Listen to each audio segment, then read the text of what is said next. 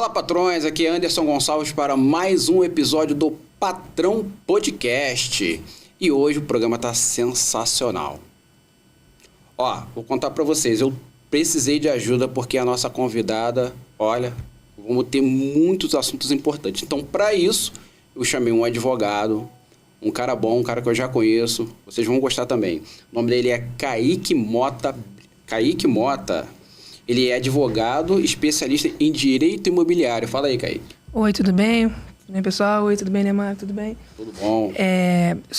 Sou Kaique Mota, sou especialista em direito imobiliário, sou presidente da Comissão de Direito Imobiliário da ABA, da Associação Brasileira de Advogados de Niterói.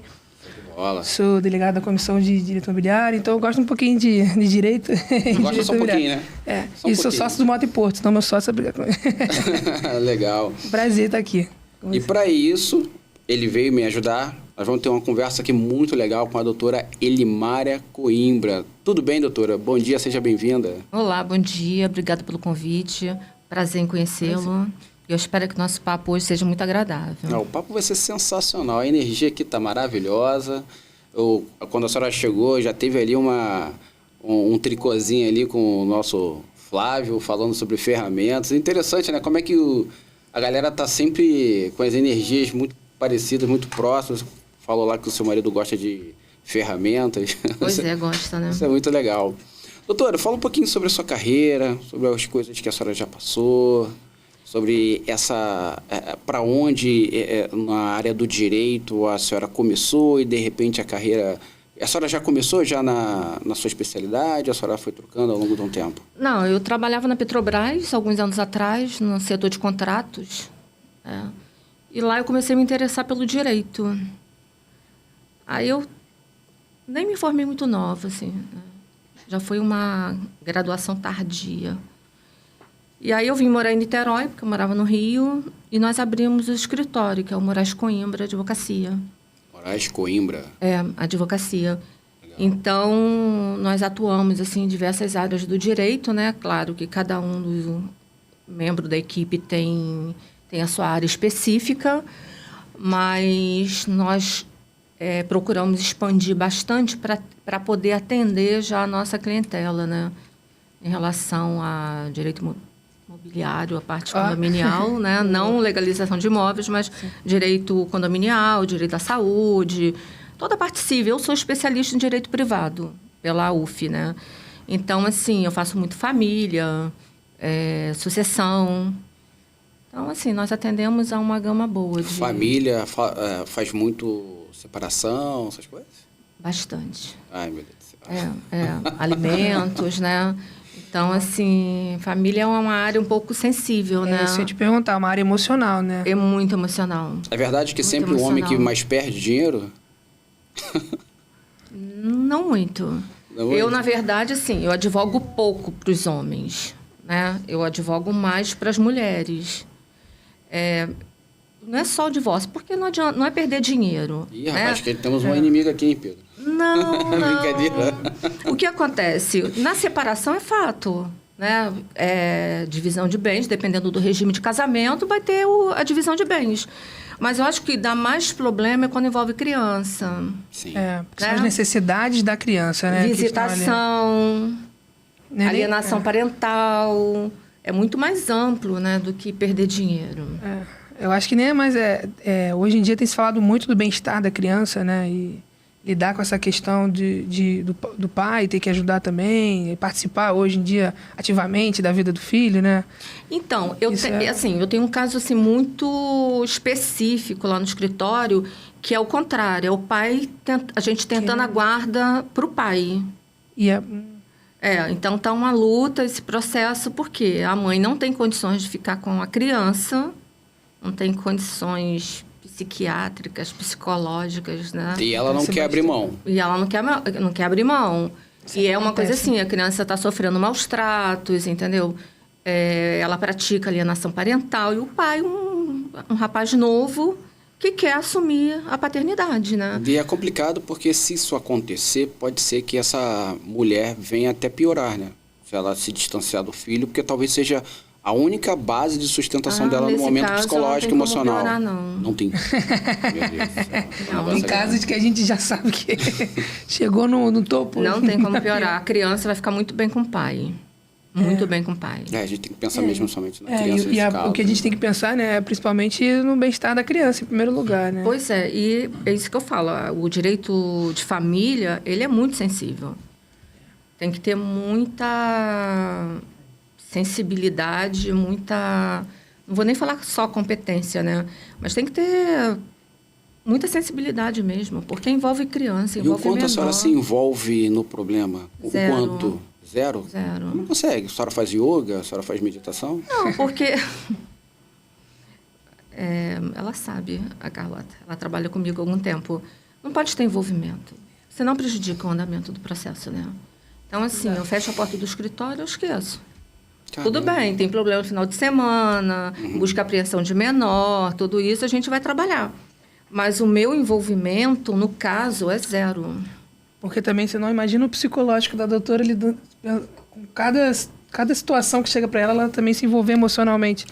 Nós conversamos aqui com uma psicóloga e eu fiz essa pergunta porque eu gosto de saber. Eu pergunto até onde, qual é o mecanismo que a pessoa usa, que o profissional usa, para quando encerrou o expediente, esquecer aquilo e viver a sua vida, e não o problema que ela estava lidando horas atrás. Eu lembro que eu acho que era primeiro ou segundo período da faculdade. Aí um colega da faculdade falou assim, mas professor, isso não é justo. Aí ela falou assim, meu filho, justo? Você está fazendo direito e falando em justiça, que é justo ou injusto? Olha só, ou você procura um terapeuta ou você desiste da faculdade. É verdade, né? É verdade. Então, assim, eu faço terapia, mas eu nunca levei para minha terapia, para o meu trabalho, porque, assim, eu Sério? Que legal. não me envolvo em nenhum caso, nada. É porque isso aí, esse exemplo que a senhora deu, imagina o cara que é criminalista. E aí ele vai defender praticamente um cara que foi pego em flagrante. Então, qual vai ser o senso de justiça dele? Já sabe que o cara tá errado. Então, ele vai trabalhar para quê? É para o cara ser preso mesmo ou vai atenuar a pena do cara? Que é a profissão dele. Né? Não, mas nesse caso aí... defender o direito que ele tem, assim, em defesa, eu acho. Acho que nesses casos, assim, quando é evidente, não tem o que falar, eu acho que é... Eu iniciei minha carreira no criminal, mas eu tive alguns episódios que estão muito felizes e eu saí desse... Eu faço sempre essa pergunta para os advogados. É difícil. Deve ser complicado no criminal, cara. Não é. Como direito de família, você vê uma criança sofrendo maus tratos e você lutar para tirar a guarda dessa criança, para entregar para o pai, porque existe toda uma cultura... Mas pode ser que e seja a criança fique com a mãe, entendeu? Então, assim, você vê toda a trajetória dessa mãe, o que ela pratica em relação à filha, né? A criança, o menor, e ela um juiz manter a guarda dessa criança. Então, assim, é difícil você tirar a guarda de uma mãe, mas muitas vezes é necessário. Sim. Aí você vai se envolver no caso? Não pode. Não pode. Doutora, e qual que você acha que é o maior desafio para advogar na área de direito de família hoje? Pergunta difícil essa. O maior desafio? Isso. Eu acho que é o judiciário. Com certeza. O maior desafio é o judiciário? Eu acho que é o judiciário. Não é nem as partes, nem os advogados, tá? Eu acho que é o judiciário, porque...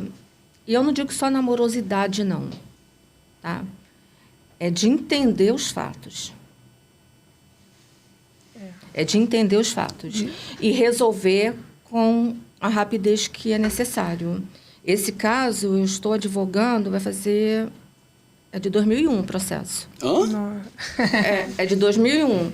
Onde o Como pai, assim, gente? ele só tinha direito a visitar uma vez por semana, 2 horas, assistido pela avó da criança. Onde tudo estava errado. A criança já é um adulto.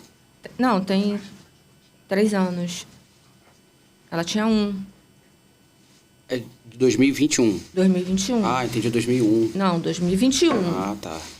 E você conseguir fazer com que o magistrado entenda a gravidade da coisa.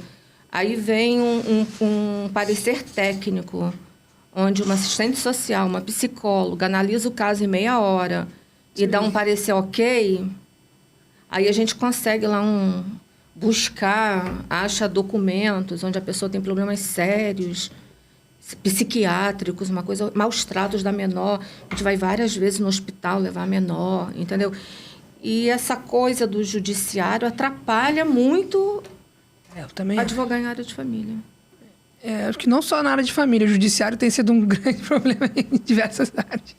Eu acho que por isso que tem muitas pessoas indo para a área extrajudicial, talvez. Essa lentidão de processo... Bom, a internet chegou, a tecnologia chegou e eu acho que ela colabora para poder acelerar. Por que ainda está muito lento? Será que tem algumas coisas que estão muito manuais? Muito Não, offline? não tem nada manual mais. Inclusive, com a pandemia, né, o tribunal agilizou muito, né, com o PJE, correu, era um projeto para frente há alguns anos e tentou agilizar isso tudo. Mas existe toda uma cultura que tem que ser mudada, né? É complicado. É de dentro para fora muita coisa. Do funcionário, do estagiário, eu acho que já chega aprendendo que ele tem que trabalhar de uma certa forma, que não é a forma correta, até o magistrado. Eu acho que eu ouso falar até que eu acredito que talvez a segunda instância seja até um pouco mais fácil de trabalhar do que na primeira. Sim. Eu acho. É muito mais fácil lidar com desembargadores do que lidar, às vezes, com alguns juízes que acham que estão certos mesmo quando na lei diz alguma coisa diferente ou quando tem entendimento diferente, né? Isso porque na primeira instância você pega... Agora tem balcão virtual, né? Aí você está fazendo lá o balcão para tentar agilizar seu processo, tem um estagiário te atendendo, quando atende. Isso. Quando atende. Esse estagiário, ele quer dar ordem para você. Ele acha que sabe mais que você, entendeu? Aí você sente pela forma que a pessoa está escrevendo que ele não é um serventuário, ele é um estagiário. Sim. E aí você tem que fazer o quê? Aí você tem que pegar um telefone e ligar para o cartório, porque se você for lá, tem uma pessoa, 2 pessoas no cartório.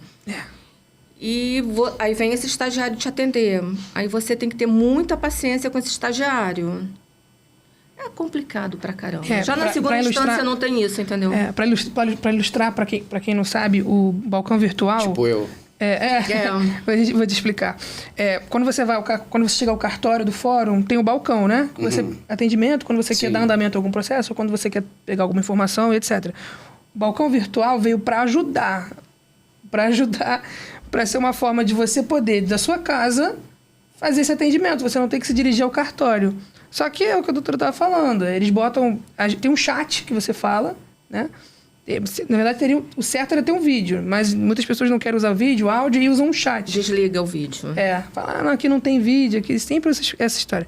E aí complica, né? Complica a vida do advogado. Esses dias uma colega publicou nas redes sociais que tinham 222 pessoas na frente dela para serem atendidas. Era uma vara de fazenda pública, tudo bem, mas... 222. Mas já teve caso... Achei isso um absurdo. Desculpa te interromper. Claro, não. Eu resolvi fazer o balcão, porque lá nós temos uma estagiária só para isso, no escritório. Até para a gente não perder tempo, né? Claro. Então, eu comecei a sentir muita morosidade, nada. Olha, a gente estava... Eu falei, não, deixa que eu tento. Aí, passando, a gente vai fazendo outras coisas, né? E nada. Aí eu falei, vou ligar para o cartório. Não, nós não temos balcão virtual. Ou seja, era até para tirar, porque você entra numa página, tá lá, balcão virtual, aí você clica ali, já te direciona, mas eles não atendiam, entendeu? Eu queria fazer uma pergunta para vocês. Vocês falaram aqui sobre sentença, só para eu poder entender como é que vocês pensam. Eu tenho meu posicionamento, mas queria saber, vocês são profissionais. Aqui no Brasil, a sentença só pode ser, como é que se fala, transitada em julgado depois da quarta instância ou terceira instância. Em alguns países, após a primeira instância, parece que a sentença já pode ser executada, né? Você diz na penal? Na penal. Então, na penal, você tem a sentença, tem a segunda instância, que é a apelação. Sim. E, na teoria... Teria que aguardar, que agora está para mudar, né? Você poder começar a cumprir tua pena na segunda instância. Então, o que vocês acham? Vocês acham que é suficiente as 2 instâncias para poder ser... Eu acredito que sim. Eu acredito que sim. O quê? Na segunda instância, começar a cumprir pena. Sim, também concordo. Começar a cumprir pena, porque A partir da segunda, o que no Brasil, a gente vê muita gente esperando a decisão do STF para começar o cumprimento de pena e não vai preso nunca, né? Então, assim, eu acredito que deva mudar isso, né? Porque tem todo um trabalho lá no Senado, Moro, para poder mudar isso para a segunda instância. E tem que ser, gente. Não, mas eu acho que o pacote dele anticrime, o original, o primeiro dele, já tinha essa proposta. Mas depois que foi lá pro parlamento, eles mudaram. Mudaram muita coisa no pacote original dele. Sim, mudaram. Mas, assim, já está se estudando de novo, o Senado está se reunindo para mudar isso aí, né? Para ir para a segunda instância, você começar o cumprimento de pena. Porque não faz sentido para mim esperar tanto tempo, ainda mais porque, para mim que sou extremamente leigo, quando passou da segunda instância, o que eles vão avaliar já é uma questão mais técnica, não é mais autos do processo. Estou errado? Não é bem por aí? Mais ou menos.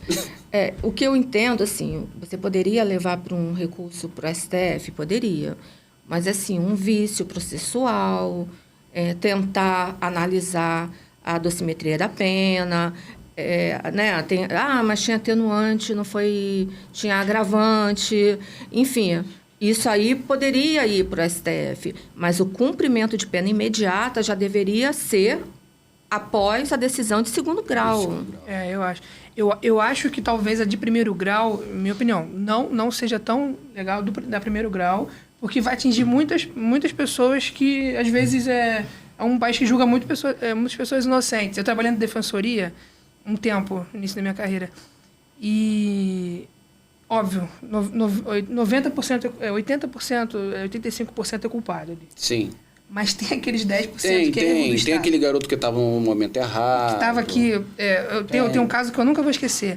Eram 3 rapazes que estavam com a mochila no ponto de ônibus. Passou um meio deles correndo, jogou uma outra mochila. Que azar. Veio 2... Estavam indo, todo mundo teve testemunha. Eles foram absolvidos no final. Mas eles ficaram 3 meses presos. Isso... Eles perderam o emprego, todos tinham carteira assinada. Porque um passou correndo e jogou a mochila. Quando vieram 2 policiais, pegaram os 3 e levaram para algum lugar. Uma pergunta, num fato como esse... Só para terminar. Por isso que eu acho que o primeiro grau, talvez não. Mas o segundo grau, eu acho que já tiveram 2 decisões, né? Eu acho que não tem porquê, não. Eu acho que talvez isso seja mais uma decisão política que uma decisão... Concordo. Só né? Concordo. É meramente total, política, total né? Política. Que são eles que vão ser afetados. Agora, numa situação como essa, como ele descreveu aqui, que a pessoa fica com uma ficha suja, em um equívoco desse, o Estado não deveria limpar a ficha do cara e não aparecer mais que ele teve preso, porque isso prejudica. É o menor problema para limpar. Eu não problema. acho. Cabe uma indenização para essa pessoa... porque ela perdeu o emprego. Perde o emprego e vai ficar com a ficha suja e as pessoas não vão dar mais emprego. Não vai. Depois ele vai requerer lá, porque ele não... Ele com certeza era réu primário, né? E isso aí vai resolver o problema dele. Mas eu acho que essa coisa do... tem que limpar o nome? Tem. Isso aí é fato e tem que resolver. Mas acontece? A ficha, sim. Mas, assim, o maior problema é o dano que causou. Dano emocional, dano financeiro para essa pessoa. E o Estado... tem que responder. O Estado responde, mas assim, essa pessoa vai receber, só Deus sabe, né? E assim, eu acho que passar 3 meses ali dentro da prisão, as indenizações são muito baixas ainda, né? Acho que as pessoas não dão uma indenização devida. Vocês têm uma média de preço? Só pra gente eu acho que um dia já é terrível. Imagina. Não, eu terrível. Não sei, passar terrível. Só de você fazer uma visita... Por isso que eu fiz aquela pergunta lá no começo sobre o criminal, porque eu acho um ambiente um pouco hostil. Obviamente que o profissional tem que estar pronto para estar lá na porta de cadeia, para estar lá. Eu acho um ambiente, posso dizer, a chapa é quente, não é um ambiente normal, como um trabalhista, por exemplo. O cara tem que estar muito preparado para fazer o direito criminal, na minha visão. Sim. Psicologicamente, porque o ambiente é complicado. Porque você está sempre no fio da navalha, né? Assim, criminal... Não sei se eu vi muito filme, muito Tropa de Elite, muitos filmes assim, para ficar com esse meu conceito. É bem realista. É bem por aí mesmo? É bem por aí? Se você viu Tropa de Elite, é isso aí. É que você viu ali. 1 e o Pura 2. realidade, né? Não, na verdade, o Padilha fala que ele começa a contar a história no 157, ônibus 157. Por isso que quando falaram para ele fazer o terceiro Tropa de Elite, ele falou que não faria, porque ele já contou a história que ele queria. Ele começou com o ônibus 157 e entrou nos 2 Tropa de Elite.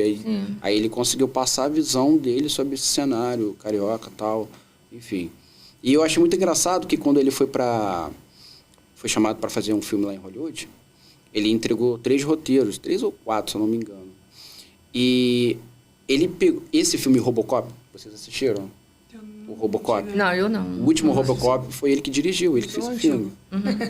O mais atual foi ele que dirigiu. E mostra todo um cenário de corrupção policial. Quando ele entregou o roteiro, os caras investidores na reunião falaram, cara, você não está no Brasil não, aqui não é assim. Ele, não é assim? Tem certeza? Tenho certeza. Tá bom, me dá mais um mês para te apresentar o teu roteiro? Tudo bem. Ele não apresentou, ele estudou como é que estava o cenário policial do local aonde ele apresentou o filme. E o filme, a princípio, já falava sobre isso, e os caras não aceitaram. Okay. Aí quando ele mostrou com dados que havia muitos casos de corrupção e tal, que estava falando quase que uma vida real, os caras compraram a ideia. O filme é sensacional, gente, vocês precisam ver. Vou ver. O filme é sensacional, eu gostei muito. Eu fico com aquela nostalgia que o antigo era muito legal. Aí eu fico assim... Pois é, mas eu só assisti... eu também, mas eu só assisti porque eu sabia que era ele que estava fazendo o filme. Sim, já estava acompanhando a carreira dele desde que ele fez o Tropa de Elite, eu queria que ele fizesse mais um, ele falou que não ia fazer, e aí ele fez o Robocop. Eu achei sensacional o filme, muito bom. Mas assim, eu acredito também que, quando eu falo isso, sou até criticada, né? Que nós temos bons policiais também. Sim. Eu conheço excelentes profissionais, excelentes policiais, assim, inclusive grandes amigos, sabe? Que trabalham numa polícia legal, bonita, um trabalho efetivo. Eu tenho casos, assim, maravilhosos que eu não posso contar, né? Porque, enfim, envolve pessoas, mas um trabalho muito bem realizado. Então, nós temos um lado ruim da polícia? Temos. Mas também temos um lado muito bom. E eu acho que a gente tem que apostar nesses bons, sabe? Porque acreditar que a maioria é ruim é acreditar que nunca vai mudar. Vocês acham que o salário baixo... Sabe qual é o problema também? Desculpa interromper. Sim. É que o que aparece é o ruim. Sim, evidencia muito o lado ruim. Concordo. A mídia, porque isso dá ibope, sim, né? Sim. Você divulgar um policial atirando num bandido. Nossa... Maravilha. Agora, ninguém mostra um bandido atirando no policial. Exato. Entendeu? Exato. Então, assim, quando eu fazia faculdade, hoje ela é uma irmã para mim. Então, ela era uma policial maravilhosa, que ela chegava exausta do trabalho, entendeu? Ia para a faculdade, e ela, assim, ela é ímpar. Ela é uma pessoa que eu admiro o trabalho dela, que ela trabalha com inteligência, né? Não. Então, assim, é perfeito o trabalho dela. É maravilhoso. Então, tem esse lado. A inteligência, nós temos uma polícia muito boa, que se for usar a inteligência aí dela, a Polícia Civil, enfim, faz um trabalho muito bom. Mas temos também maus policiais, com certeza, como qualquer área. Aí você ia perguntar do salário. Sim. Eu não... Porque dizem que em Brasília o salário é bem mais alto, aí vem todo com aquele contexto que ninguém para pesquisar. Eles soltam números e para poder respaldar a narrativa... Ninguém vai parar para pesquisar para saber se os números estão batendo. Mas dizem que, por número, percentualmente, os salários mais altos têm um índice menor de corrupção. Mas aí você está falando de corrupção. Mas eu digo assim, qualidade de trabalho, eu acho que no momento que você aceita ser professor, médico, advogado, policial, você sabe quanto você vai ganhar. Você tem ciência disso. Exato. Né? Então, é pouco? Eu acho que sim. Tá? Mas ninguém entrou ali enganado. Sim. Então, não adianta falar que porque recebeu propina, porque ganha pouco. Não justifica. Isso aí é desvio de caráter, de conduta. Então, não adianta, isso aí não é argumento. Se ganhasse 10 mil, 20 mil, seria corrupto do mesmo jeito. Quem rouba R$1 rouba R$1 milhão. Você tem essa teoria. Então, e é crime. Crime é crime. É R$1, R$1 milhão, para mim é a mesma coisa, entendeu? Então, não justifica esse argumento do baixo salário. Sim. Porque isso aí nós temos em todas as profissões. Nós vemos, por exemplo, no direito, advogados ganhando um salário vergonhoso. né? Muito abaixo do piso, muito abaixo. O audiencista que ganha menos que uma diarista da casa da gente, trabalhando, fazendo audiência, recebe pouco, para tentar se inserir no mercado de trabalho, e que é uma ilusão isso. Isso aí é fato, é uma ilusão. Eu vou aceitar ganhar X porque eu vou estar no mercado de trabalho. Então, isso nós temos em qualquer profissão, né? Qualquer profissão de glamour, medicina, advocacia, engenharia, nós temos isso. Então, não justifica. Concordo. Eu penso que, sei lá, para mim, teria que ser uma das profissões com salário mais alto pago pelo Estado. Policial, bombeiro, médico e professores, não necessariamente nessa ordem, mas eu acho que deveria ser bem melhor remunerado. Assim, regiões também, por exemplo, Rio de Janeiro devia ser um dos maiores salários do policial. Concordo, porque até porque, se não me engano, o Rio de Janeiro é o terceiro menor estado do Brasil e o terceiro mais populacionável, ou seja, essa conta não fecha. Então, por isso que tem sempre... o banco está sempre muito lotado, o hospital sempre tudo lotado, porque é muita gente num local muito pequeno. Mas aí a gente entraria numa esfera, né? Porque a gente vê, olha, falta de investimento na segurança, na saúde. Vocês, como advogado, o que vocês acham do... Não sei nem por que o papo está chegando nisso daí, mas vocês acham legal o policial trabalhar com câmera aqui, câmera no carro, câmera em tudo quanto é lugar? Eu acho que é importante, minha opinião, eu acho que é importante por conta da transparência. Porque se você vê tudo que o policial está fazendo, diminui a chance dele fazer alguma coisa errada. Mas aí também é desligar a câmera... Eu sou contra. Eu acho que... Mas é porque no mundo inteiro as pessoas usam, o policial usa uma câmera... Mas a intenção de usar câmera é para tentar manter uma certa segurança do policial. Sim. Né? Não só monitorar... Sim. Para mim, o objetivo é ver se o policial está fazendo algo de errado. Não deveria ser para excessos. saber se está fazendo coisa errada. Também. Vou te dar um exemplo. Ele atirou num bandido, mas foi em legítima defesa. E você vai conseguir comprovar isso com a câmera. Então, o policial vai ter essa defesa dele, né? Que foi em legítima defesa. E que ele não atirou de maldade ou querendo executar alguém. Então, isso aí protege ele. Então, em muitos lugares no mundo, até os Estados Unidos adotou isso há pouco tempo, dos policiais, para proteger eles mesmo. Essa é uma discussão bem acalorada dos caras aí. Muito. Eu sou contra. Eu sou contra porque, sei lá, eu acho que... Não sei, eu acho o cenário político hoje, qualquer coisa que o policial faça, ele está errado. Mas eu acho que não é para ele estar errado, não. Eu acho assim, a gente tem que argumentar, né? Não basta, eu sou contra porque eu acho, né? A estatística diz que se você conseguir monitorar... você está na tua casa, você tem uma câmera. Vai evitar que um bandido entre? Não. Diminui. Tá? Ele pode até entrar, entendi. mas ele vai dar muito mais trabalho para ele. Se ele souber, nesse conceito, ele não vai querer entrar. Exatamente. Se ele escolher entre duas, né? Ele vai escolher a casa que não está sendo monitorada. Sim. A gente trabalhar com essa coisa de segurança, eu acho muito bonito, né? Porque meu marido trabalhou muito com segurança e eu acompanhava, eu achava muito interessante, né? Que ele falava o seguinte: o bandido, você está sempre em desvantagem com ele, porque você... Sabe por quê? Fator surpresa. Você nunca sabe quando ele vai fazer algo contra você. Se o policial, se todos os bandidos souberem se os bandidos souberem que todos os policiais têm câmera, vai diminuir, sim. Não vai acabar com a violência contra os policiais, mas vai dar uma certa proteção para ele, sim. Não é uma proteção completa, mas é mais um item de proteção para ele. Entendeu? Entendi. Mais um item. Ele tem que estar bem armado, porque hoje a gente vê que tem policial mais armado que o bandido, que o bandido mais armado que o policial. Sim. Mas ele tem que estar bem armado, ele tem que estar monitorado, sim. Eu acho bem que preparado, né? a estatística lá na frente vai dizer que funcionou. Acredito que até proteção para o próprio policial. Para o próprio. Para ele poder usar isso de defesa para ele, como uma matéria Acho que de vocês estão me convencendo. Mas assim, contra fatos, não há argumento, entendeu? Eu acho que a gente não pode ser contra só porque eu acho... Então, a gente tem... Ninguém vê essa matemática, por isso que eu falo para você. A estatística lá na frente vai comprovar que funcionou. O meu achismo vem do conceito político, o cenário político que vivemos hoje, que o policial está sempre errado. Então, qualquer coisa que vem na câmera...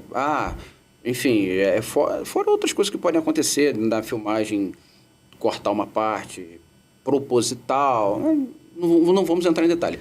O meu achismo é por isso, é desse medo do escândalo que a mídia faz. Eu sou um entusiasta da tecnologia. Eu adoro tecnologia quando ela ajuda. Eu assisti uma palestra de uma juíza há pouco tempo que ela estava falando sobre... Uma juíza do trabalho, falando sobre metadados. Ela estava falando que existem hoje mecanismos que você descobre se uma imagem ou um vídeo foi alterada.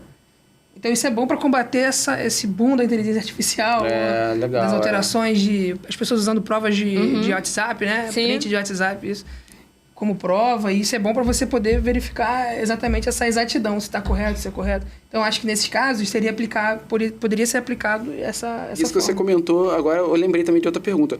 Agora é crime, né? Você expor conversa de WhatsApp ou já era... Ou sempre foi crime isso? Não é que seja crime, né? Parece que eu acho crime. que qualquer conversa, qualquer gravação, seja lá o que for, ela tem que... as partes têm que tomar ciência.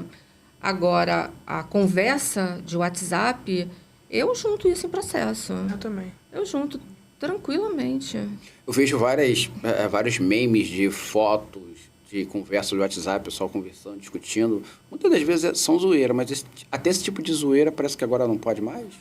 Olha só, se você se propõe a ter uma conversa assim com alguém, você sabe que essa conversa ela ficou gravada ali. Gravada ali. Né? Então, não precisa nem pedir autorização como gravação. Gravação, olha, eu vou começar a gravar aqui a nossa conversa, e aí as partes vão concordar se você vai gravar ou não. Mas conversa de WhatsApp, você sabe, se você tem uma conversa inconveniente com alguém... Você sabe que aquilo ali gerou provas para alguma coisa, então não tenha. Não faço uma ligação, mas nem isso. Hoje em dia a ligação pode ser gravada também. Enquanto pessoalmente, se você quiser falar. Mesmo assim, verifique se não tem ninguém filmando. Não tem uma microcâmera gravando. A tecnologia está chegando aí, eu estou ficando um pouco assustado. Tá vendo o Elon Musk? Um monte de satélite controlando o ar. Ele tem esses carros dele com a proposta que vai voar e agora está querendo colocar chip dentro da cabeça das pessoas. Que doideira isso, cara. Eu acho que a tecnologia tem uma parte boa e tem uma parte ruim. Eu acho que, por exemplo, a inteligência artificial é uma coisa que eu tenho alguns colaboradores que usam bastante. Começaram a usar a inteligência artificial para operacionalização. Por exemplo, para fazer campanhas, para usar para... Às vezes reescrever um texto que ele achou que não ficou muito bom, aí ele reescreve, vê o que está correto e muda. Tem muitos colegas que vêm me mostrando isso, eu falei, que interessante. A tecnologia vindo ajudar o advogado de alguma forma. Então, eu tenho estudado bastante essa coisa de inteligência artificial. Se você começar a estudar, você vai ficar encantado com ela, né?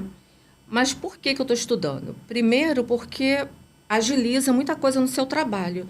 Não é que eu vou mandar fazer uma petição inicial e não é isso. Mas pode? Assim, Pode, mas olha só, o que acontece? Até porque quem vai ler não vai saber ou vai saber? Mas assim... Que vai você saber? usou 100% de inteligência você pode artificial. passar por um advogado inexperiente. Por quê? Ela não vai te dar... uma petição que atenda, depende, eles chamam assim, tem que fazer o prompt bem feito, né? Você tem que chegar e falar, já como advogado, tal, especificar tudo que você quer. Ela vai sair perfeita? Não vai. Você vai ter que fazer o quê? Você vai algumas alterações. Poder pegar, fazer as suas considerações. Eu não faço petição, nada disso. Mas existe a possibilidade, por exemplo, um processo é muito grande, você pega ele em PDF, você joga na inteligência artificial e ele vai resumir todo o processo para você, você vai perder vai ganhar tempo estudando 10% do processo, o que interessa realmente. Isso é muito bacana. Legal, hein? Tá? E você usando isso, você vai ganhar tempo, você vai ganhar qualidade de trabalho, porque um processo é enorme. Você pega aquilo tudo, para você, às vezes, vai fazer um recurso extraordinário. Você tem que ler inicial, contestação, réplica, apelação, contra-razões do recurso e até embargos, enfim. Para você... Dependendo disso aí, já foi o quê? 50 páginas? 50? 50? Eu tenho processo de 7.000 páginas.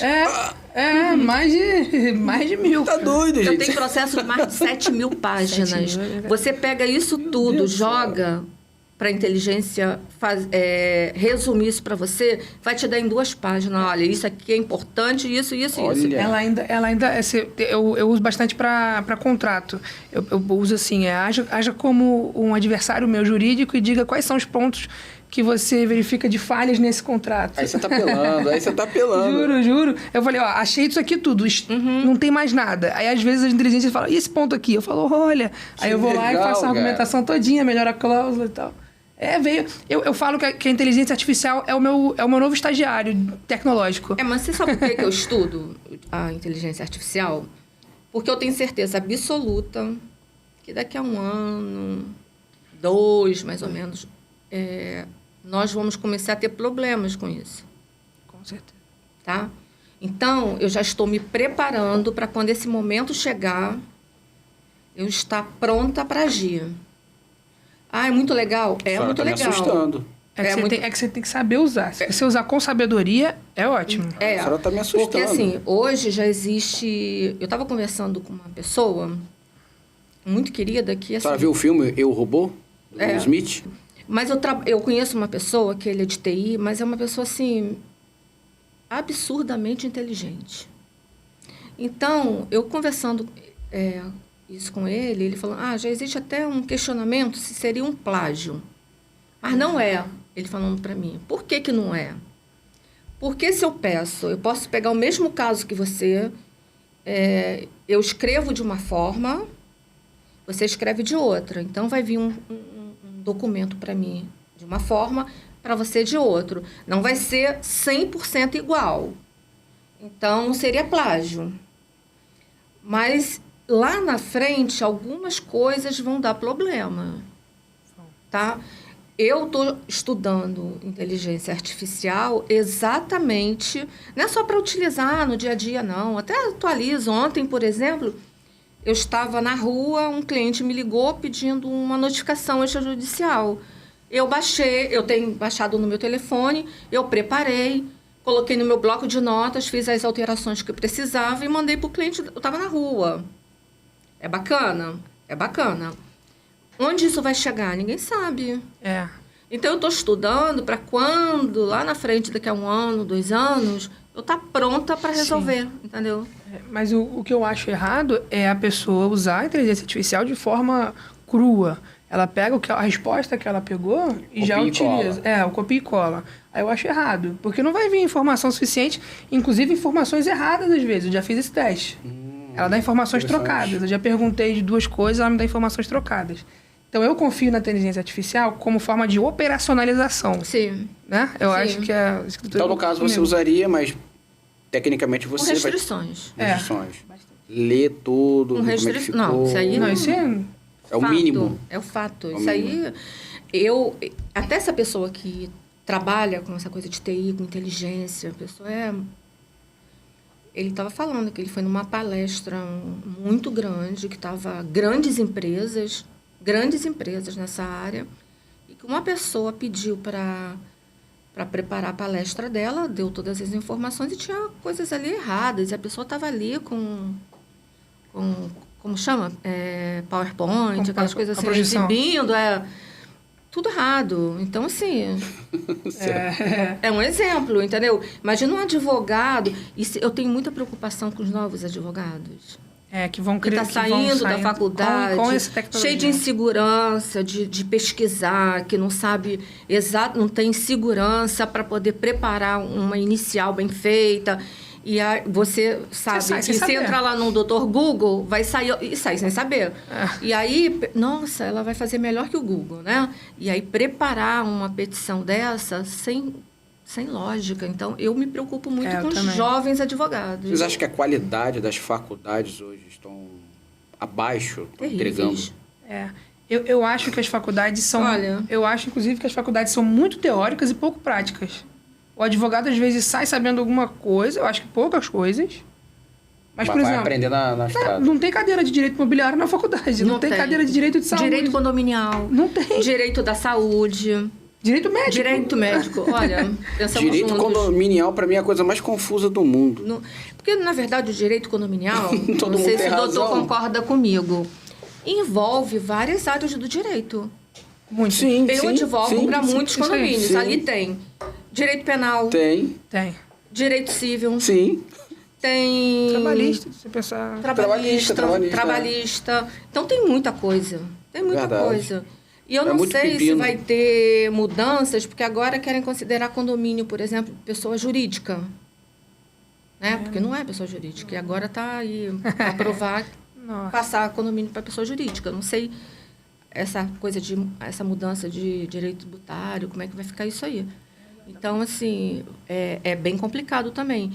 E as pessoas acham que é fácil. Não estuda na faculdade. Não estuda. E agora, com essa coisa de faculdade online, à distância... Sim. Isso vem... Polarizou bastante essa questão. Não, eu vou te falar, você vê, tinha colegas meus fazendo cursos online que tinham provas que eles usavam na hora da prova, você tinha que ficar na frente da câmera, mas aí ele só mudava aqui alguma coisa ali e pegava a resposta na internet. Eu falei, cara, mas isso é uma prova que você precisa para se qualificar, como é que você vai colar? Caramba, uma prova consulta.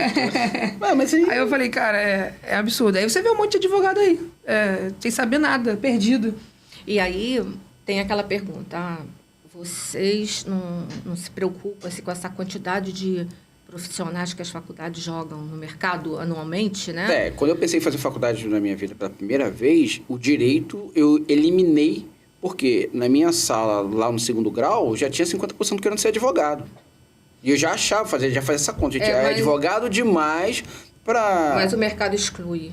É isso que eu ia falar. O mercado exclui, porque tem pessoas que entram na faculdade e dizem, eu vou fazer concurso, eu quero ser policial, eu quero ser... Quando você chega no final, são poucos aqueles que querem ser advogados. E quando entra no mercado, o que acontece? Ou ele vai ter que se especializar muito para se inserir no mercado, porque o advogado ruim, o mercado exclui. Ele vai ter que ter, para você começar a ganhar dinheiro na advocacia, você tem que trabalhar muito. Você tem que plantar muitos anos para lá na frente você começar a colher. Então ele passa 6 anos estudando, ainda mais X anos ganhando bem pouquinho só plantando. Nunca para de estudar. O advogado estuda todos os dias. Isso aí é fato. Todos os tudo, dias. toda hora. Tem muito a ver com a nossa insegurança jurídica também, isso. No outro dia, a gente estava ajeitando lá o escritório, eu peguei assim, uns 60 livros para jogar fora. E todo mundo, você vai jogar fora? Eu falei, mas serve para quê? Tão defasado. Muda o tempo todo. E aí você pega... Só serve como acervo histórico. Um dia já foi assim. Mas para ocupar espaço, né? E hoje em dia é complicado. Então, assim, o mercado exclui o mau profissional. Tem uma frase que eu gosto muito. Falam que não há concorrência, apesar de ter a quantidade enorme de advogados, porque não tem tantos qualificados. Então, quando você é alguém um pouco mais qualificado do que a média, você vê que não tem concorrência, porque as pessoas são muito abaixo do padrão, que é para ser que seria um advogado. Então, quando eu ouço essa frase, não há concorrência, eu concordo muito. Eu trabalhei com uma pessoa que... Essa pessoa trabalhava com TI lá na Petrobras. Aí ele falava assim para mim, a gente tem que ser bom em uma coisa. Ninguém faz tudo bem feito. Não adianta. E no direito é a mesma coisa. Você tem que pegar o que você se identifica, estudar muito e tentar ser o melhor possível naquela área. No outro dia eu estava no escritório, aí me ligou uma pessoa, essa pessoa mora em Ipanema e está fazendo um empreendimento na região dos Lagos, muito grande. Queria falar com a doutora Elimária. Aí eu atendi, eu estou te ligando para te contratar. Mas ninguém contrata um advogado assim, né? Aí comecei a achar esquisito. Não, porque eu vi o seu trabalho que você fez lá, numa cidade aqui da região dos Lagos. Eu analisei, ele ele tinha buscado a minha vida toda, assim, na área que eu atuo. Ele conversou com um cliente meu desse lugar. Não foi da noite... Eu não sabia disso, né? Comecei a achar até que era um trote, sabe? Aquela coisa, Claro, estou te ligando para te contratar. Um empreendimento enorme. Enorme, eu estou falando coisa grande, né? E aí eu falei, não, mas...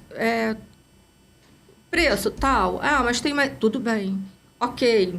Tá fácil demais. Aí, tá fácil aí demais. Pegou, né? Ele falou assim para mim, você tem noção como você está sendo conhecida lá nesse local? Você não tem, né? É por isso que eu estou ligando para te contratar. Por que eu estou falando isso? Porque quando você faz bem feito o seu trabalho, não adianta você tentar partir para 10 áreas do direito que você não vai dar conta. Então, você pega uma, estuda muito, que você vai dar conta. E aí, o teu nome vai sendo reconhecido. Isso aí. E aí, você vai ter uma surpresa, assim, de alguém ligar para você e falar assim, eu estou te ligando para te contratar. É isso. O médico não faz isso, não tem dermatologista, ortopedista. Área específica. Ele escolhe uma área. Por que o direito vai ser diferente, né? As pessoas têm essa cultura. Não tem como, entendeu?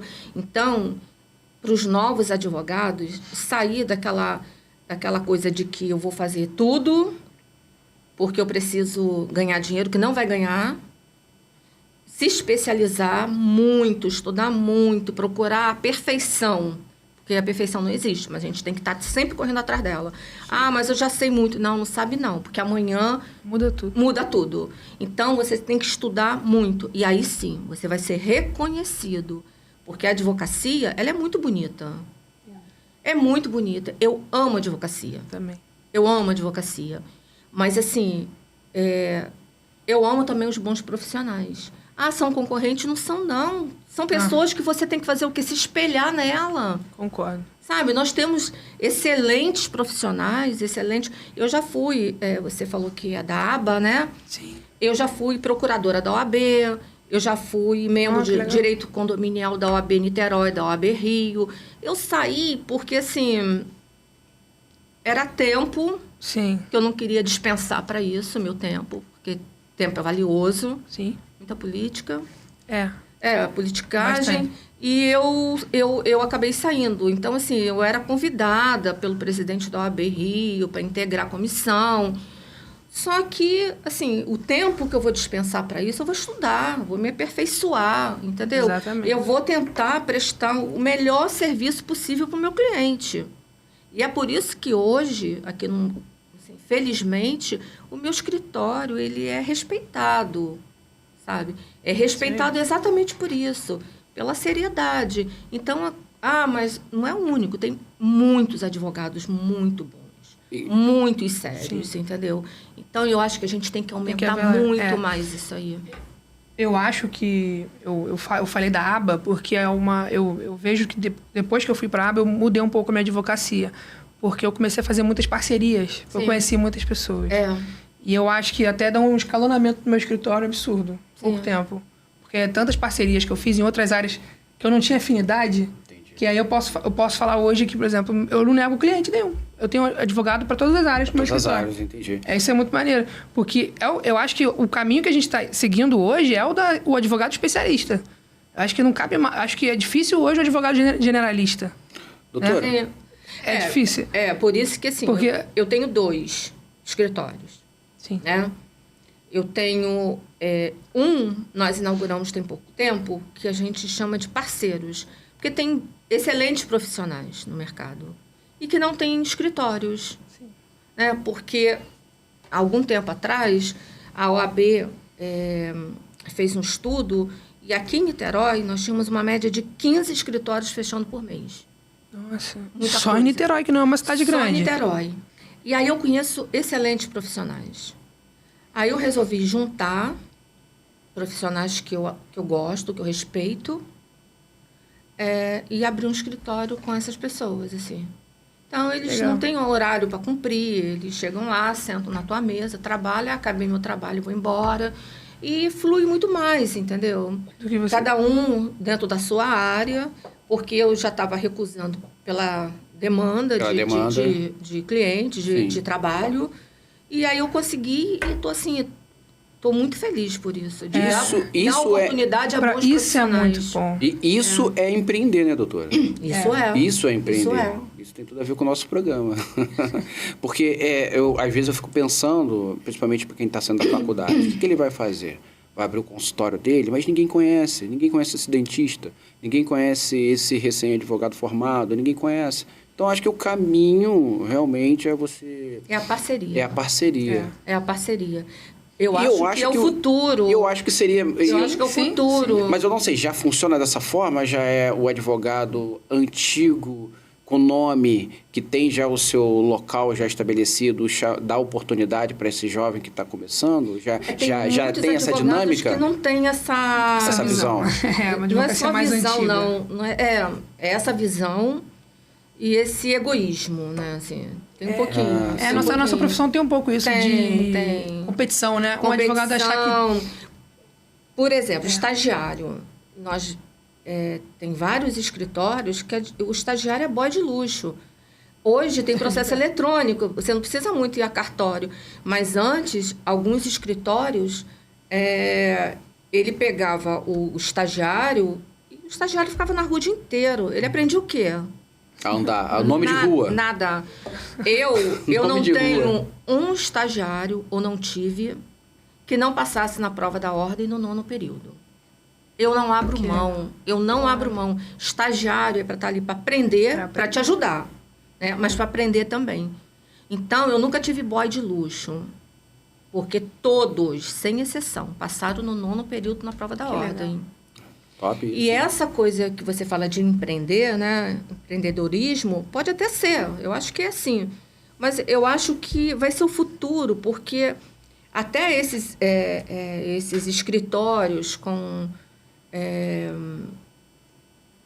que não pensam dessa forma, né? Hoje são mais antigos, né? Com uma visão mais arcaica, alguma coisa assim. Vai chegar uma hora, ou ele vai parar, ou ele vai ter que aderir a isso aí. Porque você pegar uma equipe boa, colocar dentro de um escritório, no sistema de parceria, é bom para todo mundo. Sim. É bom para você, que está produzindo muito mais. Sim. É bom para ele, que está trabalhando, está recebendo por isso, com tempo para continuar estudando, não tem aquela carga horária para servir, tem produção. Exato. Tem meta, né? A meta está aqui, ó. Cumpriu tua meta, para que cumprir horário? Exatamente. Entendi. Você consegue fazer em menos tempo. Não Doutora, precisa. Me responde uma coisa. Aonde tem mais treta? No condomínio residencial ou de shopping? Residencial. Residencial? Residencial. Mais treta. É a sua casa, né? Shopping é mais tranquilo? Porque o shopping, na verdade, ele tem o quê? Ele tem o lojista que não pagou, tem inadimplência. Tem responsabilidade civil. Alguém que estava ali, estava molhado o piso, levou um tombo e processou o shopping. Agora, condomínio tem tudo. É tanta coisa. Tem tudo. Eu costumo brincar que Deus criou o mundo, né? E as maravilhas. Aí o diabo, com inveja, veio e criou o condomínio. Mas gostei dessa, eu nunca tinha escutado. Mas é bem isso. Gente, condomínio tem tudo que vocês podem imaginar. E não adianta falar assim, classe média, classe D, CD, não. Eu advogo para condomínio classe A, B, C, D. Os problemas são os mesmos. São os mesmos. Só muda o endereço. Só muda o endereço. É a mesma coisa. Muita coisa, muita coisa. Hoje, eu acho muito perigoso um síndico não ter um jurídico. Todo condomínio tem que ter um advogado hoje. E é uma boa área para quem está se formando começar a se especializar. De bons profissionais. Legal. Porque... Aí, galera, isso aí vale o seu like, tá vendo? Uma dica boa de uma profissional há muitos anos no mercado. Pega essa dica aí, vale o seu like. Dá um joinha aí. Estuda também, tá? Não basta só querer, não. Tem que estudar. Mas é isso, porque... Nós não temos muitos profissionais nessa área. E eu tenho certeza, estou afirmando, não existe um condomínio que não precise de um advogado. Mas é porque também essa expansão é algo relativamente meio novo. Não tinha tantos condomínios como tem hoje. Obrigatoriamente tem que ter agora muita mais demanda, né? muitos profissionais muita agora. Assim. Antes, quantas casas tinham em Icaraí, por exemplo? Quantas tem hoje? Os prédios subiram, né? Não tem Quantos mais, prédios subiram? Não tem mais espaço para casa. Tem que ser E são pessoas que migraram de uma casa onde era dela, sozinha, para um condomínio. Condomínio, exato. E aí, meu filho, não adianta. Que a convivência. Juntou duas cabeças, já complica. Imagina 100, 200, 300. Quem nunca, né, no seu condomínio, às 10 horas, o vizinho botou som alto e ficou pulando lá, dançando lá em cima. A vizinha de cima tem um filho especial e dá determinado horário ele começa a querer brincar. Isso é um grande problema. E como é que resolve? Eu também. Eu já vivi esse tipo de caso. E na época o condomínio não tinha advogado. E tem que ter, porque assim, o litígio, nossa, uma assembleia de condomínio. Nossa, aquilo Você já ali fez? é Eu só fui uma vez, não voltei nunca mais. É loucura, eu não tinha ideia que era aquilo, aquela gritaria, aquela baixaria. Mês de março e abril, a minha agenda é lotada. Lotada, assim, todos os dias, menos domingo, para fazer assembleia de condomínio.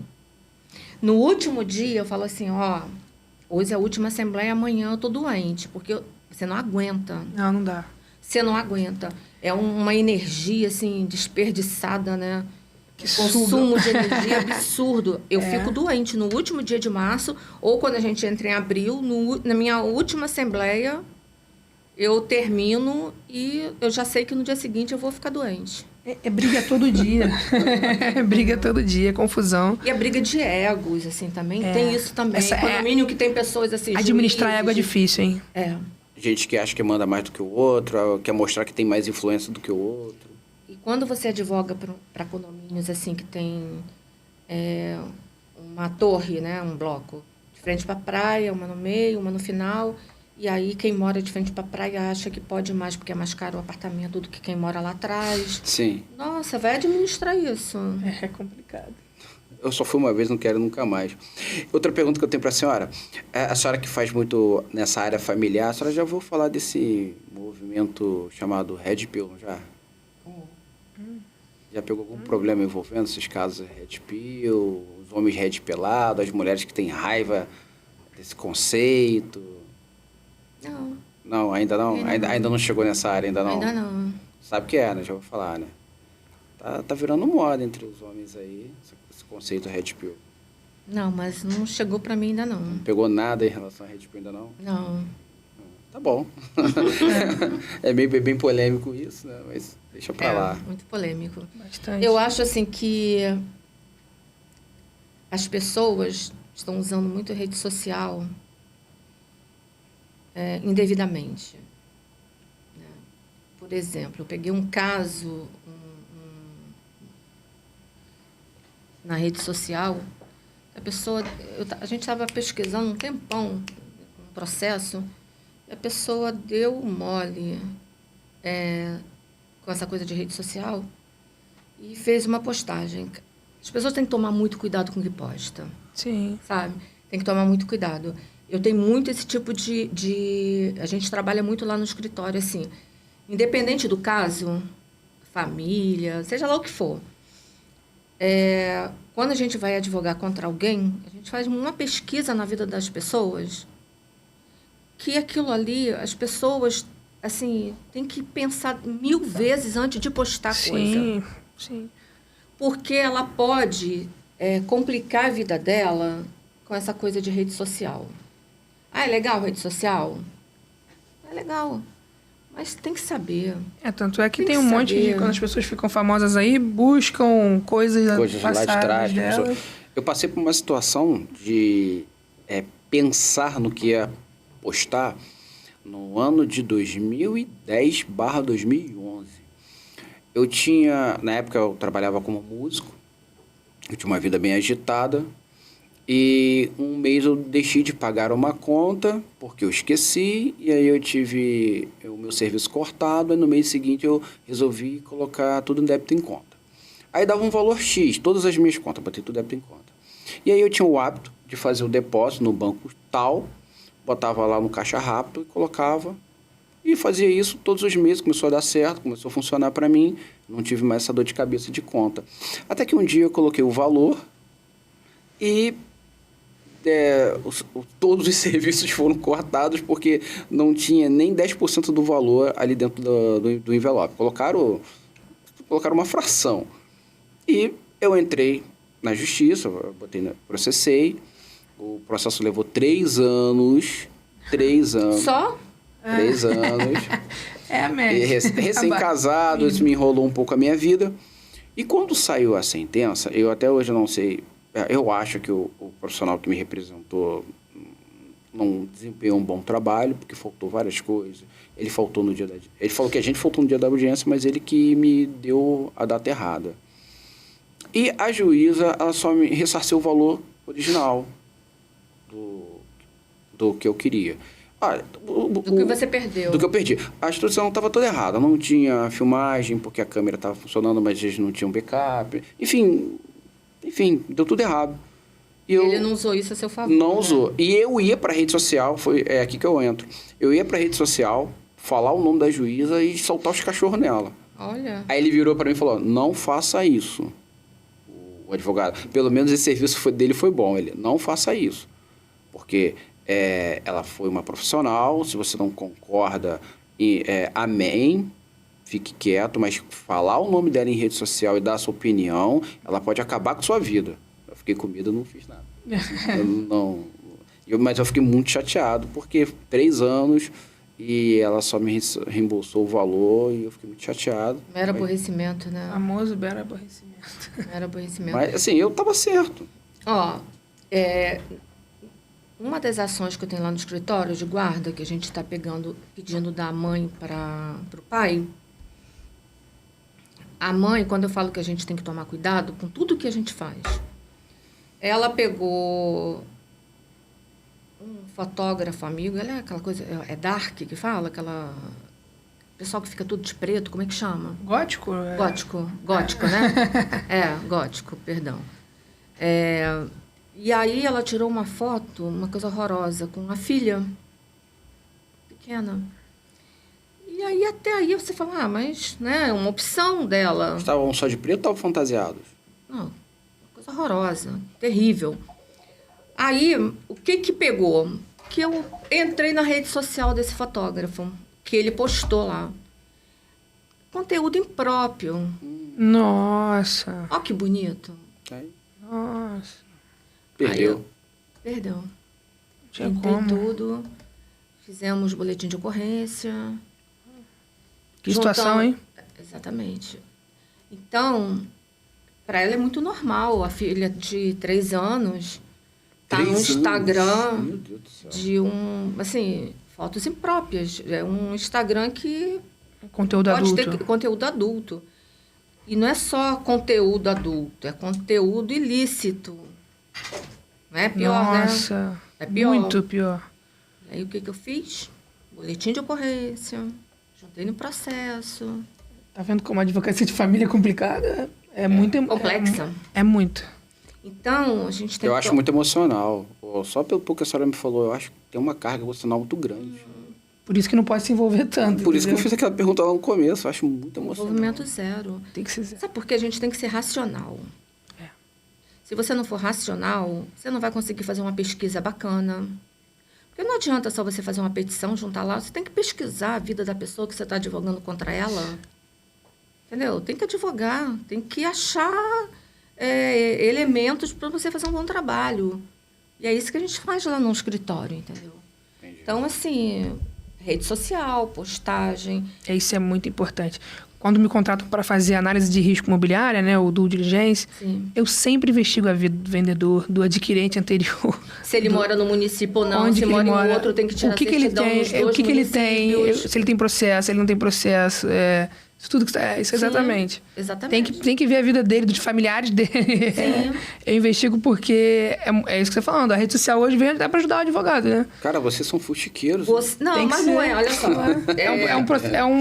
A análise de risco imobiliário é você diminuir o risco de uma transação imobiliária. Então, o seu trabalho é fuxicar. Você faz uma investigação completa. O cliente dele está comprando um imóvel em Niterói, mas quem está vendendo mora em outro estado, São Paulo. Sim. Não adianta tirar certidões só de Niterói, do Rio. Tem que tirar de São Paulo também, onde ele mora. Quero ver se ele fez alguma coisa lá, como é que tá. Execução, uma execuçãozinha. Trabalhista. Execuçãozinha. Eu tive um cliente que estava querendo comprar um apartamento em Icaraí, né? Zona Sul de Niterói. O apartamento valia... Ele estava comprando pela metade do preço. E achou esquisito. Quando a parte documental, tudo ok. A parte da matrícula, tudo eu falei, tem alguma coisa estranha. Quando eu fui chegar nessa parte, a gente descobriu que ele tinha ele dizia empresário. Aí eu fui ver a empresa dele, ela tinha mais uma centena de processos trabalhistas. Era uma dessas empresas de pirâmide, né? Financeira, que hoje está moda. Ele era um dono dessas empresas. Aí imagina, a pessoa compra, adquire esse imóvel de boa fé, não vai perder o imóvel, mas imagina ela se manifestar cada processo trabalhista desse. Ele tem que ter entrar nesse processo para dizer quanto que ele vai gastar de dinheiro. Quanto vai gastar. Não vale a pena. Então eu salvei ele R$10 cada. É por isso que a gente tem que fuxicar, não tem como a gente não entrar nessa seara. Eu tenho um cliente assim que ele compra muitos imóveis, né? Então, assim, agora ele resolveu contratar um advogado para orientar, né? Porque ele saía comprando. Quando ele saía comprando, assim, ele comprava de uma pessoa que tinha um irmão, mas não tinha inventariado e não tinha colocado o irmão. Ele fazia a escritura pública, mas na hora de registrar não podia. Então, assim, uma série de coisas, entendeu? Que você pode evitar. Ainda mais ele que tem patrimônio, que compra todo... tal de compra e venda, compra e venda, compra e venda. É muito importante. Imóvel não é E esse negócio de inventário tem uma porcentagem alta para o governo? Nossa, aumentou pra caramba, né? Os emolumentos cartorários aumentou 1000%. Imposto de transmissão também. Ah, sim. Que agora era 4%. Calma, agora vai até 8%, né? Eu acabei de fazer um inventário onde a pessoa teve que vender um imóvel para poder pagar o inventário. Que isso? Surreal. Sim, bateu 8%. Que isso, aí já foi... Porque antes era fixo, né? Era. 4%. E aí não, prometeram que iam taxar as grandes heranças, né? Eles Sim. Cumpriram, né? Cumpriram. Quem ameaçou cumpriu bonito, hein? Porque agora, imagina você pagar 8% em cima de um monte de 10 milhões. É muita coisa. Muita coisa. Isso aí só de imposto. Fora os emolumentos. Exatamente, cartorário. Foi extrajudicial, cartorário. Chega a quanto por cento? Só nesse exemplo aqui. Não, depende, né? A porcentagem de imposto nós temos. Agora, escritura, registro, vai depender de valores também. Porque antes era fixo. Pode chegar a 20% do valor do imóvel? Pode. Meu Deus do céu. Do imóvel gente. não, do monte a partilhar. Do monte a partilhar. Se ele tem vários imóveis, é do 20% Esse caso total. Do total. Era muito que somava, sei lá, quase 10 milhões. Nossa. É complicado. Isso não é justo. E aí você vê, por exemplo... Justo? Isso não é justo. Mas aí você não... Eu sei, já falamos sobre isso. Já falamos sobre isso. Te volta ao início da conversa. Isso não é justo. É muito complicado. E essa questão dos emolumentos cartorários, que aumentou 1000%, as pessoas estavam indo para o extrajudicial. Aí agora estão vendo. Peraí, tá mais caro fazer o extrajudicial do que entrar na justiça. Sim. A justiça demora mais. Você tem que ver. Vou escolher o tempo ou vou escolher gastar mais dinheiro? É complicado. Mas tem uma outra forma de fazer, outra forma legal? Assim, não adianta que você não consegue... Quando sai uma lei, assim, publica uma lei e tal, a gente começa a procurar a falha da lei, né? A gente precisa trabalhar em cima das falhas da lei. É isso aí. Só que para tirar dinheiro do contribuinte, do cidadão, não tem jeito. Você não consegue. Você fica pensando alternativas, tá bom, judicial. Aí você vai... Não, mas tem aqui extrajudicial. Mas eu preciso vender rápido, então extra. Você não tem como. Você vai perder sempre. Meu Deus do céu. É complicado. Não é? Você que trabalha com essa área. Você tem que ficar montando estratégias, assim, para dirimir o risco e a perda, o prejuízo, né, do cliente. Você tem que ver o que é melhor para ele, às vezes negociar com a outra parte, talvez fazer um instrumento, aí você... É quase um jogo de xadrez. Caramba. É um jogo de xadrez, É um jogo de xadrez. É um jogo de xadrez. E aí, teve até uma, assim, um inventário que o cliente me procurou, porque primeiro faleceu o pai. Só que a mãe estava muito mal, muito idosa. E ele falou, minha mãe não tem muito tempo de vida. Então, eu poderia falar, não, então vamos fazer um inventário, depois faz o outro. Eu falei, você não quer esperar um pouco? Porque ainda era 4%, né? Então, mesmo que pagasse aquela multa, assim, né, no imposto no ITBI, ia valer a pena, porque ele ia pagar um advogado só, por um procedimento só, no cartório, tudo bem que ia pagar 2 atos, mas sairia mais barato para ele. Do que Triste fazer. pensar isso, né? Não, mas...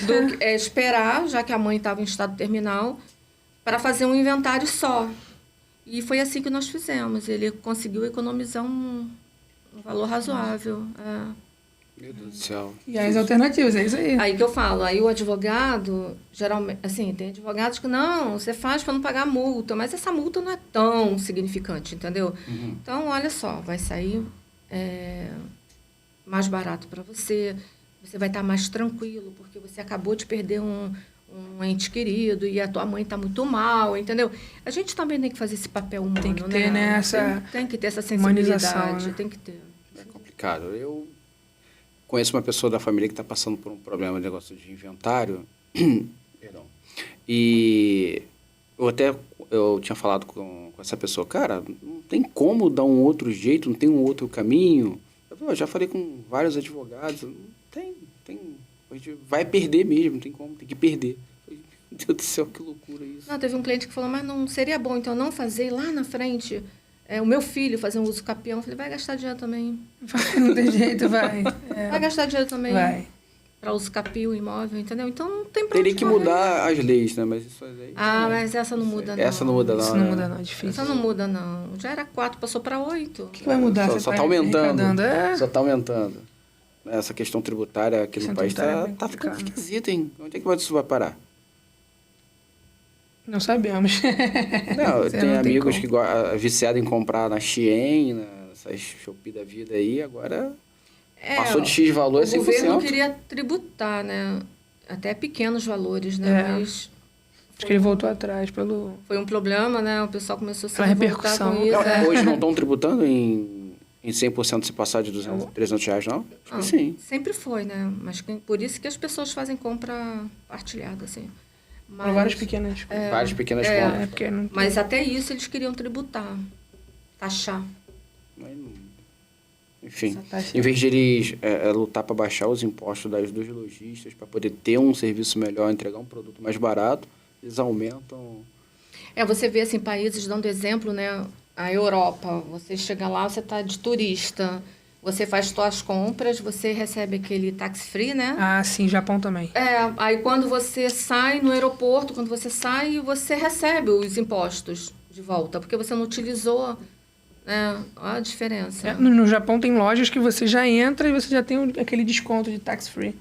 Pra você não pagar o imposto, a taxa, né? Eu fiz Isso é um uma viagem... atrativo para receber o turista, né? Claro. Eu fiz uma viagem para alguns países da Europa e fui juntando, né? Então, deu tipo 300 euros para eu receber. Só que quando eu cheguei, meu voo de volta era em Paris. Paris-Rio. E eu já cheguei, aquele aeroporto enorme, né? Aquela coisa assim, aquela fila, tava greve de avião da Air France, enfim. Esqueci. Aí eu tô com um envelopezinho lá de 300 euros. Caduca não? Não sei. Qual o país que a senhora mais gostou lá da Europa? Nesse tour? Itália. Itália? Tem alguma coisa especial lá ou a senhora já sempre teve apego? Então, eu não gosto muito da Europa. Eu sou muito americanizada, né? Eu adoro os Estados Unidos. Sim. Sabe? É. Mas Europa eu não gosto muito, não. Gostou muito não? Não, eu só vou para conhecer mesmo. É, Mas eu pra gosto conhecer tem que muito. conhecer, né? Já morei um tempinho lá estudando nos Estados Unidos. Eu gosto muito do estilo americano, de viver. A Europa Pra eu gente não que é gosto. empreendedor, é tão bom, né? É muito bom, não é? Eles valorizam o empreendedor. Eles valorizam. Eles O valorizam. americano ganha dinheiro com tudo, até com desgraça. Eu tenho um conhecido que era porteiro, Até com desgraça. foi para os Estados Unidos, abriu uma empresa de lavagem de carro. E ficou rico. Cara, ele tá milionário Ele lá. ficou É rico. mesmo? Ele tá milionário. Porque ele lava o carro tão bem, tem tantas técnicas. Lá ele só pegou as ferramentas e... Hoje em dia ele é um dos grandes lá. Acho que ele tá no... Cara, e lavagem de Lascar, carro não faz Califórnia. sentido, porque lá eles não usam muito o transporte Foi coletivo, no né, Texas. Texas. É no estado de Nevada. Acho que... Não, Texas é pra cá, Nevada... Perto de Las Vegas, eu não vou lembrar o nome da cidade. Mas é pro lado de cá. Colorado ali por ali. É, por aí. Isso. Eu Ele foi queria- pra lá, ele falou, cara, tô ganhando muito dinheiro. Eu falei, Eu Mas quero- também lá tem carro sujo pra caramba, porque é uma poeirada. Então. Sim, então é por isso. ele foi Eu inteligente. fui Ele lá foi... pro Grand Canyon, meu Deus do céu. Ele fez uma 2 coisa anos de louca. curso de inglês. Ele disse que tudo dele era pra fazer inglês. Ele aprendeu todo o inglês e foi pra... Eu quero ir em Vegas pra Quando eu falo ver esse que, ditado aí, que acontece o em americano, Vegas. quando eu falo que o americano ganha dinheiro até com desgraça, é porque, assim, eu já fui a Nova York 15 vezes. Aí eu fui acompanhando. As Torres Gêmeas caíram. Aquela coisa toda, limparam todo aquele espaço, né, para ver o que eles iam fazer, resolveram fazer esse empreendimento novo lá. Abriram ali em frente uma lojinha para vender coisas das Torres Gêmeas. Bandeira, olha que coisa fúnebre. Uma bandeira americana com o nome de todas as pessoas que morreram nas Torres Gêmeas. Canequinha, 11 de setembro, tudo 11 de setembro. E ganharam muito dinheiro, porque ficava assim, lotado o tempo todo. Você vê, lá tudo vira museu. Você vê um porta-aviões velho, eles transformam no museu. Não sei se vocês já foram no Intrepid Museu, que tem aviões americanos sucateados que eles colocam lá, restauram, tem um ônibus espacial, que legal, isso eu não tinha e um submarino, um avião a jato, o último sobrevivente. Tudo. Ganha muito dinheiro. Eu quero ir lá para ver duas coisas. Ganha Primeiro, muito dinheiro, entendeu? esse ditado de Vegas que acontece em Vegas fica em Vegas. E eu quero conhecer a tal da Área 52. Quero ver se tem alienígena lá. O que Gente, acontece em Vegas, fica em Vegas. a senhora já foi, né? Fui. Ah, então tá bom, então ficou lá, né? Lá é complicado, hein? Lá é Bastante. complicado. Você tá passeando com teu marido assim, tem gente puxando teu marido pelo braço. Como assim? Tá bom. Lá é complicado. Comprar uma passagem pra Vegas agora hoje, vai ver como é que é essa brincadeira. E a gente que é advogado, eu acho... Sabe qual a vantagem de viajar muito? Você começa a fazer o direito comparado. Ai, eu faço muito isso. Adoro. Eu adoro. Uma coisa que nunca me chamou a atenção, que eu falava assim, engraçado, né? A justiça trabalhista, como que é a justiça trabalhista, por exemplo, em Nova York? Quase não tem. Por quê? Porque as pessoas estão cheias de imigrantes, tudo de forma ilegal. Como que ele vai botar o patrão dele na justiça? Não tem como. Para ser extraditado? Entendeu? Então, assim, cada país que eu costumo ir, eu começo a procurar um pouquinho do direito daquele país, na medida do possível, dependendo do tempo que eu fico ali. Eu procuro sempre conhecer um pouquinho para a gente fazer esse direito comparado. Ah, isso é muito importante. A gente enriquece a nossa cultura jurídica, assim, de uma maneira... Doutora, eu tenho mais perguntas para fazer, mas o que eu vou... Mas nosso tempo acabou. E eu vou segurar para receber a senhora uma próxima vez aqui. Opa! Espero que a senhora tenha gostado. Fala das suas redes sociais para a galera poder seguir. Então, nós temos o Moraes Coimbra Advocacia no Instagram, né? Sim. E o meu nome, Elimária Moraes Coimbra, vai me achar lá no Instagram também. Coimbra. E eu quero agradecer a vocês pelo convite. Não, o prazer Foi um prazer conhecê-lo, Foi um prazer. doutor. O prazer foi todo meu. Meu escritório é aqui perto, passa lá para tomar um cafezinho com a gente. Vai ser um prazer. E assim, eu Fala queria das dar suas redes sociais parabéns também. até pelo podcast de vocês, Ah, porque obrigado. é com conteúdo, é legal, né? Sim. Eu achei muito bacana a ideia de vocês. Eu acho que tem tudo para ser um sucesso. Amém. Parabéns. Parabéns, obrigado. Pedro. Fala das suas redes sociais. Ah, aí, tá. pra ajudar a Só botar no Instagram Kaique Pedro Mota, você é o único. Kaique Então, Pedro tá lá. Mota, você é o único. Pode escrever Kaique de qualquer jeito que você vai me achar, mas se você quiser é com K, com A, Y. Show de Meu pai bola. quis dificultar. Gente, esse foi o nosso programa de hoje. Foi sensacional. Eu gostei muito. Doutora Elimária é nossa conhecida. A gente já conhece ela de outros lugares.